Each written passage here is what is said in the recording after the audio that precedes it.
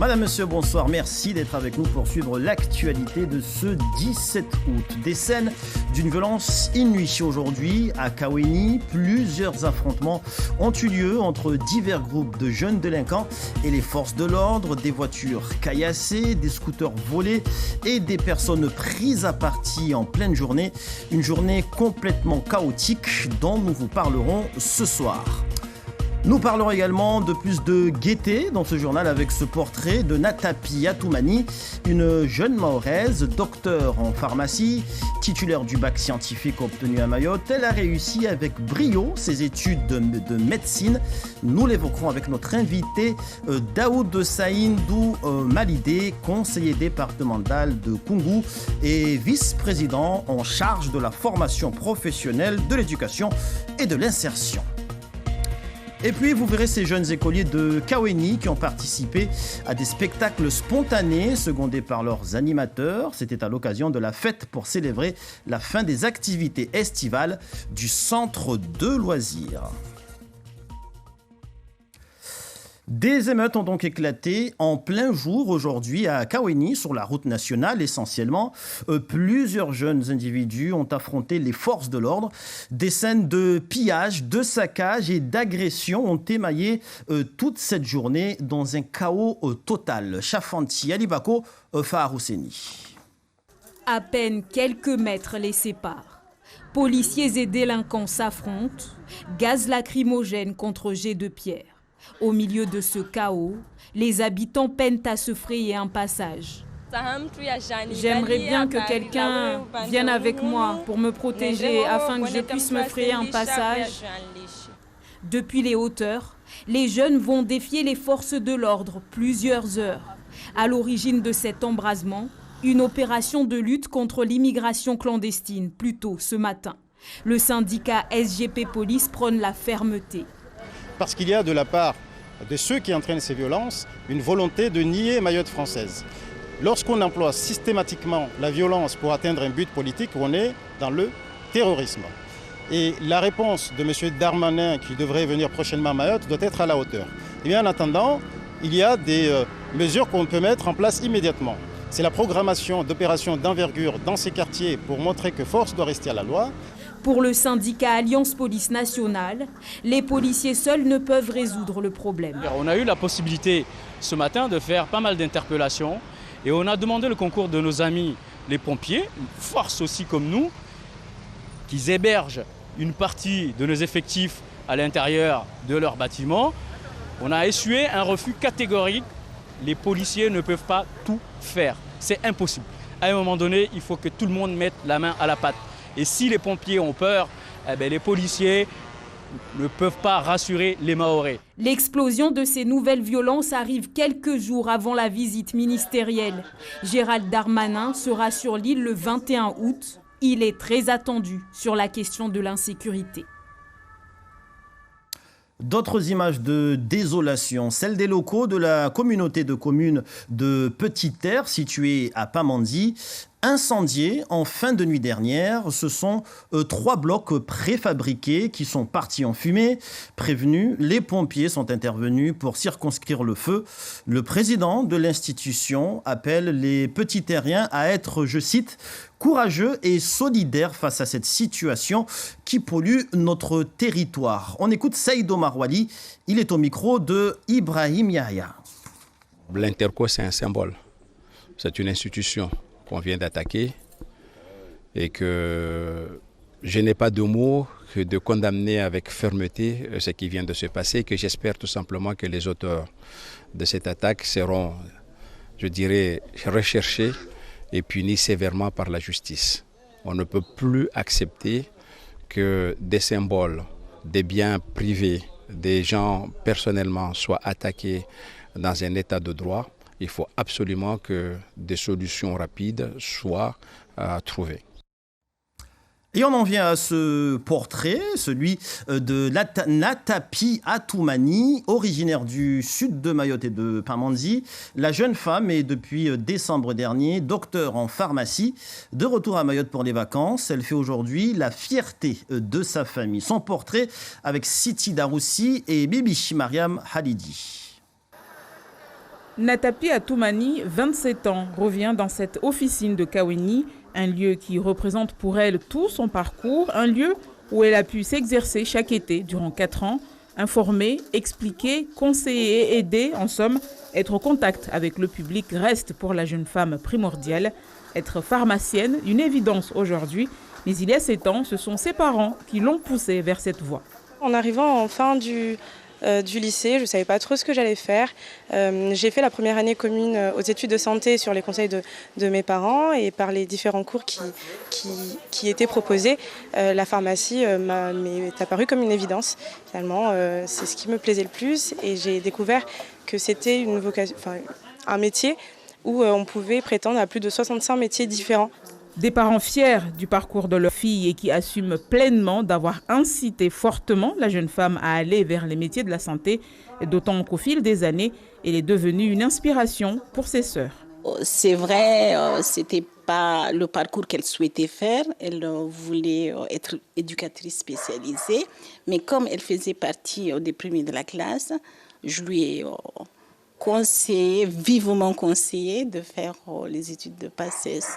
Donc, elle a accepté au final et aujourd'hui, Dieu merci, voilà, elle est docteur en pharmacie et fière d'elle, c'est vrai. Ses sœurs qui suivent le même parcours à peu près, parce que la deuxième, elle finit ses études d'ostéopathie l'année prochaine. La troisième, elle est scolarisée à Dembéni. Cette filière a été créée il y a 2 ans à Mayotte, donc elle a eu cette chance de rester à Mayotte et de faire les études que sa grande sœur a faites. Voilà. Comme presque tous les étudiants mahorais, Natapi a connu une première année d'études difficile à Bordeaux. L'éloignement, la solitude, un nouvel environnement à apprivoiser, mais elle a tenu bon avec le soutien familial, mais pas seulement. Après, la chance que j'ai eue, c'est d'être assez encadrée déjà par mes parents, mais aussi par la DASU, par l'antenne de la DASU en particulier à Bordeaux, qui est très proche de ses étudiants. Donc c'est un accompagnement qui a beaucoup compté pour la suite de mes études et aujourd'hui j'en suis très reconnaissante. En plus de ses études en pharmacie, Natapi s'est également lancée dans un double cursus en économie de santé à l'université Paris-Dauphiné, une spécialisation qui lui tient particulièrement à cœur au regard des problématiques d'accès aux soins à Mayotte. Je suis très touchée par toutes les problématiques d'accès aux soins. L'un des problèmes principaux de l'accès aux soins, c'est le financement. Et par exemple, à Mayotte, il y a beaucoup de personnes qui n'ont pas forcément accès aux soins. On parle de désert médical aujourd'hui. Et c'est une problématique qui me tient à cœur et sur laquelle j'aimerais travailler dans le futur si l'occasion se présente. Mayotte m'a beaucoup apporté. J'ai fait toutes mes études ici. Et Dieu merci, aujourd'hui, je suis diplômée. C'est le juste retour des choses que je vienne exercer ici. Un retour prévu dans 2 ou 3 ans, le temps de voyager et d'accumuler le maximum d'expérience pour un avenir qui s'annonce radieux. Et avec nous pour en parler, Daoud Saïndou Malidé, vice-président en charge de la formation professionnelle, de l'éducation et de l'insertion au département. Bonsoir. Bonsoir Papineau, bonsoir à tous les Mahorais qui nous suivent en ce moment. Alors on l'a vu, on a ici un bel exemple de réussite avec un docteur en pharmacie, une belle vitrine pour Mayotte. Aujourd'hui, quels sont les moyens que vous mettez à disposition pour les étudiants mahorais afin de les accompagner dans ce genre de cursus d'élite? Permettez-moi, Papillon, d'abord de réagir par rapport à ce qu'on a vu précédemment. C'est vraiment désolant. Donc, tous les jours, quasiment, on a les mêmes scènes sur le territoire. Donc, ce n'est pas Mayotte que nous connaissons. Malheureusement, la situation se dégrade de jour en jour. Il faut que chacun pense qu'il peut faire quelque chose pour ce territoire-là. Ce n'est pas possible que nous laissons un avenir incertain pour nos enfants. Donc, il faut que cette concorde revienne sur le territoire pour le développement en harmonie du territoire. Heureusement qu'il y a cette actualité avec cette jeune dame qui met en avant la réussite et la jeunesse mahoraise. Donc, effectivement, nous, au département, nous accompagnons beaucoup tous les jeunes qui souhaitent réussir dans leurs études ou dans leur formation, notamment en leur octroyant des bourses majorées ou des bourses spéciales pour les doctorants, ou en prenant en charge leurs frais de scolarité, en prenant en charge également les frais de préparation, de soutien universitaire, en prenant en charge également leurs frais d'équipement d'études, et surtout aussi en leur donnant aussi des indemnités pour tous ceux qui se lancent dans la médecine. Donc c'est très important de soutenir nos jeunes, surtout qu'on est l'un des rares territoires de la France qui mettons ces moyens-là à disposition de nos jeunes. De ces élèves. Et puis surtout, humainement, on a aussi les médiateurs qui sont disposés un peu partout sur le territoire national pour justement pallier éventuellement au manque, au soutien en tout cas de ces étudiants. Donc, on l'a vu, elle a obtenu son diplôme, maintenant elle est docteur en pharmacie. Pour les autres étudiants, il y en a d'autres forcément, est-ce qu'il existe justement des possibilités ici à Mayotte de les embaucher pour des cursus notamment d'élite, et si oui, comment est-ce que vous les accompagnez justement dans leur réinsertion? Vous êtes notamment vice-président en charge de l'insertion. Ça se passe comment pour leur insertion? Donc, pour leur insertion, on a déjà l'un des grands pourvoyeurs d'emploi sur le territoire dans ce domaine, à savoir le CHM. On a, nous, au niveau du département, les PMI qui absorbent également nos jeunes à l'issue de leur formation. Il y a aussi justement le cas de la jeune dame dans le domaine de la pharmacie. Il y a aussi les laboratoires médicaux qui ont un besoin criant de main-d'œuvre également. Mais il y a aussi au niveau de la formation qui permet directement à l'insertion, ce qu'on appelle les AIE, les aides les aides individuelles vers l'emploi, qui permettent aux entreprises d'embaucher directement ces jeunes, moyennant une subvention du département. Il y a aussi au niveau de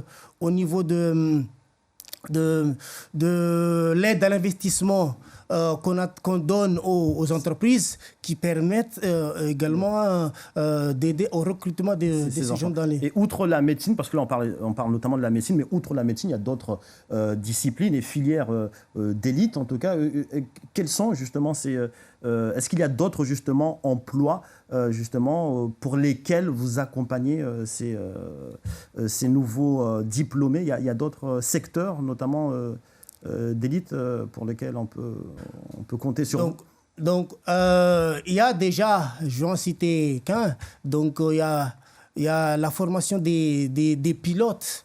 Donc là, déjà l'année dernière, on a accompagné au niveau de la direction de l'apprentissage de la formation professionnelle et de l'insertion, accompagner des jeunes pour valider leur formation de pilote. Mais au niveau de la DPSU, la direction de la politique scolaire et universitaire, qui en ce moment, depuis 3 ans, accompagne 8 jeunes dans la formation de pilotes. Merci, monsieur le vice-président en charge de la formation professionnelle, de l'insertion, mais également de l'éducation. Merci, Daoud Saindou Malidé. C'est moi qui vous remercie, Papillon. Merci. Nous sommes le 17 août et si vous ne le savez pas encore, alors sachez que c'est à cette date que l'on célèbre la journée internationale du chat noir dans les pas du 8 août, journée internationale du chat. La journée du 17 août est plus spécifiquement dédiée au chat noir. L'objectif est de sensibiliser le public à ces félins souvent délaissés en raison de superstitions tenaces attachées à leur couleur, mais aussi à inciter à leur adoption. Voici quelques réactions. Elles sont recueillies par Chafanti Alibako. Et Chafanti Alibako. J'ai toujours eu des chats chez moi, surtout des chats noirs, donc pour moi c'est banal. Mais il y a plein de croyances chez nous à Mayotte, comme quoi si on mange le soir et qu'on voit un chat noir, bah, c'est qu'il y a un djinn ou faut poser l'assiette parce que sinon les gens, enfin, il va t'arriver des malheurs. Un chat noir pour moi n'inspire pas vraiment de malheur parce que pour moi un chat noir c'est comme les autres chats, ils sont mignons. Ça nous donne envie de les caresser. Les chats noirs, on dit souvent qu'ils portent malheur, mais j'y crois pas, puisqu'il y en a tellement dans mon quartier que ça m'a jamais porté malheur. Alors je savais même pas qu'il existait une journée pour les chats noirs, je viens de l'apprendre là en fait. Et pour terminer ce journal, on préfère retenir de Kaweni ces images qui vont arriver. Il s'agit de la fête pour célébrer la fermeture, en tout cas la fin du centre de loisirs. Elle s'est déroulée à l'école élémentaire de Kaweni T12, une fête sur le thème de la protection de l'environnement. Marie-Sabina Maolida Bouanahiri. Pollution, sécheresse, feux de forêt, c'est toute une histoire d'environnement abordée sous plusieurs angles pour cette fête de clôture du centre de loisirs. Pour sensibiliser ces jeunes, les agents ainsi que la responsable du centre ont mis en place des activités ludiques qui semblent porter ses fruits. Tendez l'oreille pour la leçon. Dites-moi, pollution, depuis que tu es là, tu n'arrêtes pas de polluer notre environnement. Qui êtes-vous pour me contredire? Nous sommes la nouvelle génération, nous t'empêcherons et nous lutterons pour survivre. On a compris qu'il faut pas jeter des déchets, il ne faut pas polluer la terre, c'est pas bon. Ici, spécialement à Kaweni, il y a beaucoup de pollution et on essaie de sensibiliser les gens pour qu'ils commencent à faire le tri ou à jeter les objets dans la poubelle. Cette leçon n'est pas seulement à réciter par cœur, c'est aussi une manière de vivre que les jeunes ont adoptée. Ça reste quand même un travail de longue haleine. Pendant les 4 semaines, on a beaucoup travaillé avec ces jeunes dans des différentes activités comme vous voyez et ce qu'on a fait ici. Du coup, cette journée, j'avais promis aux jeunes que je vais appeler Mayotte Première pour filmer leurs activités car ils se plaignent toujours que nous, on ne passe jamais à la télé, Ces semaines au centre de loisirs ont été fructueuses. Tous ces sujets ont été abordés avec pédagogie permettant aux jeunes de devenir de futurs éco-citoyens.